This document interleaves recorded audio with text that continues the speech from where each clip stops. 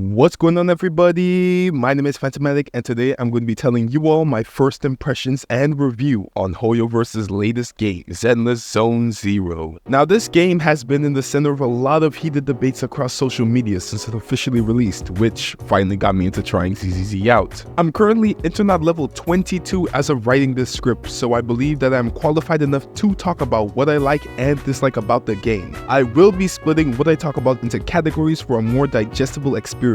Anyway, make sure to subscribe to the channel, and without further ado, let's get to the video. So we're going to start off with our two main characters, Wise and Bell. When we look at Genshin Impact and Hawkeye Star Rail, their names are the most simplistic out of the three, which isn't a bad thing, of course. I really do like the name Wise, but I can't really say the same for Bell. It's almost as if they lazily took Stell's name and quickly found something that rhymes with it and slap it onto her character, which I guess really isn't big in of itself. It's just kind of like a personal issue. When I first saw her name, I honestly couldn't help but laugh at the fact that Bell and Stell's name were so oddly familiar. And no, I don't really have anything against her name. I just feel as if they could have chosen a name that didn't rhyme so closely with the last game's MC. Now, when we look at their designs, you can clearly tell who got the most love and attention out of the two. Belle looks colorful, bright, vibrant, and overall really solid as an MC. I really do like the decisions they went with when they were designing her, and is definitely my most liked design when it comes to Hoyoverse female MCs. However, when you look at Wise, his colors are rather dull. There's nothing unique about him design-wise. He looks tired, and his clothes really can't compete with Belle's and some of the NPCs in the game. But I guess when you look at their personalities, you can see that their designs matches how they act. As siblings, Belle is definitely the energetic, cheerful, and bright one out of the two. She shows the most emotions compared to Wise and gives us Wise mains a breath of fresh air when we're stuck with him for a bit. And Wise is a calm, rational, and cautious sibling. While he's not as expressive as his sister, he still shows his emotions and love for Belle. And I can certainly say, ever since picking Wise, I've definitely gotten used to Wise's designs, and it even started growing on me. While most people would go for Belle as their choice of MC, Wise definitely has his charms when you play with him enough. So since I have a very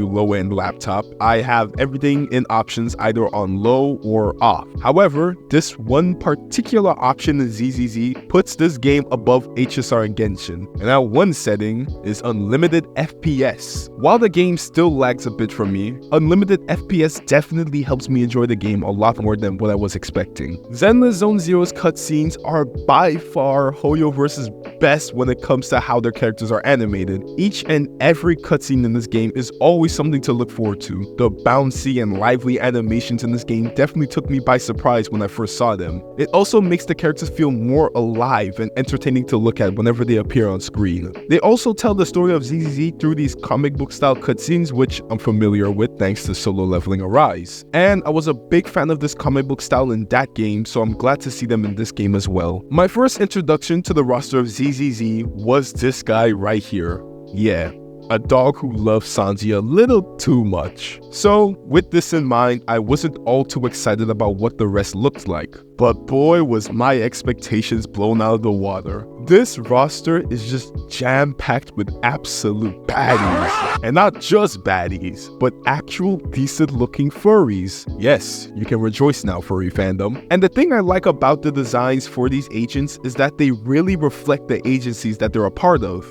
And yes, I'd smash half the roster, I don't care. The only negatives I personally see about the roster for most people are characters like these, but it's all personal preference at the end of the day. So let's finally get into the gameplay of ZZZ, and well, I hope you like cable television, because that's going to be 90% of what you see. Well, 90 is pushing it. It's about 80% TV. Now, this may come as a shocker, but I actually do enjoy the TV gameplay, especially right after some combat, but I can't say the same for how they're implemented in the story. While yes, there are cutscenes, however, for the most part, Zenless Zone Zero's story is mostly told through the TVs. Now, this isn't an issue for someone like me since I have a very imaginative mind, but for the average person between the ages of Tectone and above, this definitely is going to kill your immersion if you're trying to get into the story. But in all seriousness, I am not a huge fan of how much the TVs are implemented in the story. Whenever something serious happens and we just gotta hurry over to the TVs that's playing SpongeBob, it really screws with the vibe of the moment. Now, I have heard that they reduced a certain amount of the TVs in ZZZ with the official release, but let's be honest, it really doesn't feel that way.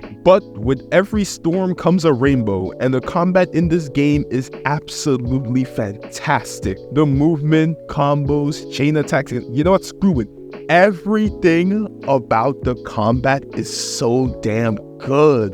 The parries actually feel like it has weight to each block. The sound effects that come with each parry makes me want to turn an entire room white. The perfect dodging is so smooth and rewarding to the brain, especially when you perfect dodge with a swap. When you're attacking an enemy with a character and you swap into another character while the last one's still attacking and you're hitting these nutty ass combos, it's just, yeah, I'm speechless. It's amazing. Hoyoverse actually cooked with this game. 10 out of 10 combat. At the moment, the game isn't surprisingly hard. Now I know this is meant to be a casual game, but even with the levels, the game labeled as hard just requires, nah, I parry, which isn't a bad thing, of course. And yes, I've played every mission on hard mode, and yes, I've played the hard variants of the story missions, which I could see giving people a challenge, but I'm not one of them. But yeah, I just personally hope that I get some hard content as I continue playing the game. Or maybe I'm just good at the game, you know? Who knows? I'd like to tell you if the gacha system in this game is fair or not. However, Stingyverse won't give me enough polls to decide whether or not if it is. And I know I can just use Google to get my answer, but what's the fun in that, you know? But with my experience so far, I've gotten 4 Sokakus, 2 Pipers, and everyone's favorite Soldier 11. So I guess Hoyoverse slightly loves me, even though they still neglect me. And that's gonna be it for my first impression/review on Zenless Zone Zero. If I forgot anything, it probably wasn't that important to begin with. But if you have any questions about my thoughts on any modes in this game, leave them in the comments below. Anyways, I hope you all enjoyed this video. Make sure to subscribe to the channel, and I'll see you all in the next Zenless Zone Zero video. Signing off.